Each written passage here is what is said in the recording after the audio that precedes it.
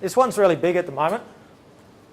Self-managed super funds. There's currently 2,700 self-managed super funds on average established each month in Australia. Each month. And now represents the largest pool. There's three pools of money basically in super. That's your industry funds, your retail funds, and your self-managed stuff. It is now represents the largest of those three. It provides increased control over asset selection. You can buy property in there. You can buy shares in a self-managed super fund. You can even buy art, collectibles, jewellery. Now, I wouldn't recommend those as investments, but you do have choice over asset allocation or asset selection. You can use, this is the big one. This is why there's 2,700 of them being established every month.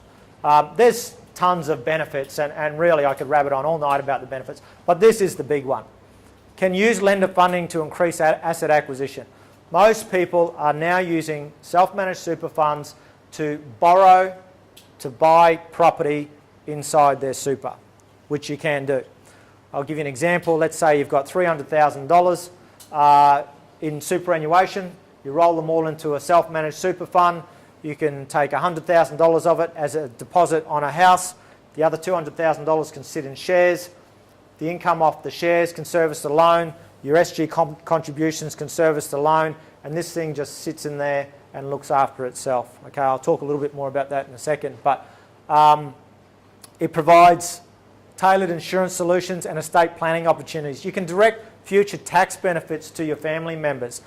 I could do a whole presentation on estate planning here tonight. I'm not going to, but there's a lot of tax savings that you can get, particularly when it comes to the transfer of wealth. There's a lot of things that you should be aware of, particularly if you've got blended families, and you know all the things that can go wrong if you don't have your will sorted.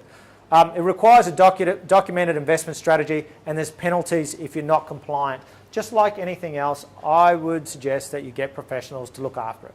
Even though it's called a self-managed super fund, you don't manage it yourself. Okay? It takes the financial advisor working with the SMSF administrator, working with the solicitor to set it all up. We've actually, at Premium Private Wealth, we've done the whole lot. For people that want to do this, we've pulled the whole lot together. And what I mean by that is we've got those three. We have, obviously the paraplanners to set it all up in the first place. We've got the wrap administrators. We've got the property specialists. We've got the equities component. We've pretty much done everything so that if people want to do this, we can facilitate it, and it's done efficiently, effectively, and compliantly. The penalties are pretty stiff if you get it wrong. They're 46.5 cents in the dollar. So if I've got $1 million SMSF, that's all my assets in there represent $1 million, and I get it wrong, I could lose just about half of that to the ATO. Okay, pretty stiff if I get it wrong. That's why you just have the professionals manage it for you. SMSF borrowing. The banks provide what they call a limited borrowing arrangement. So if you go and buy a house within your self-managed super fund, they have to provide a limited recourse borrowing arrangement so that they only took security over that house itself. They can't come back to all the managed funds or the equities that you've got in, because that contravenes super law. Now, there's only a handful of lenders that lend for this, and most of them will try and get a personal guarantee from you as an individual, but you really shouldn't worry about the way that these things are designed are to be positively geared. They're to be self-sufficient.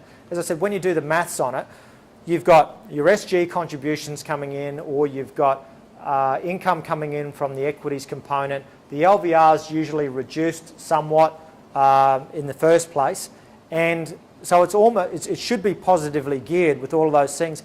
But on top of that, you might have another $200,000 or $300,000 worth of liquid assets, being your shares, that you can draw upon if you can't make the repayments. So you can never not make the repayments. So even though they call it a limited recourse borrowing arrangement, as I said, it's limited to that asset, but they may ask you for a personal guarantee just to say, yes, I will continue to pay the interest payments on that. I guess it's what you'd expect from any lender.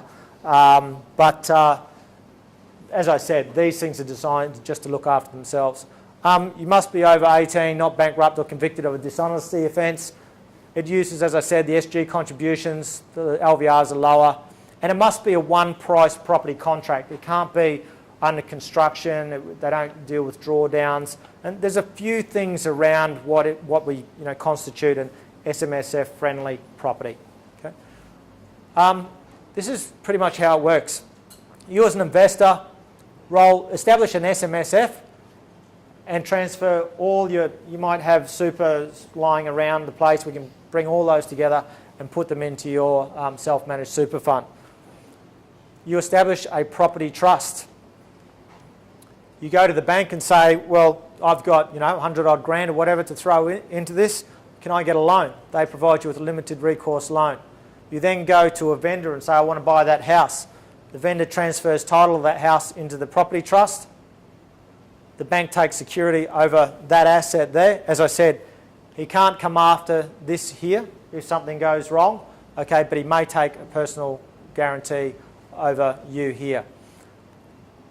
The rental income and expense gets paid, the rental income gets paid back into the SMSF, and any expenses, like maintenance and all that sort of thing, comes out of this. So these things are designed, you don't have to put your hand in your own pocket when things go wrong, okay? Or if you got vacancies or something like that, they're just designed to sit there and look after itself. The balances will go up and down, but you've usually got another $100,000, $200,000, $300,000 worth of liquid assets there to feed this thing anyway. So it's never really an issue. So that's and your loan repayments come out of the SMSF directly to the bank. Okay, so that's SMSFs.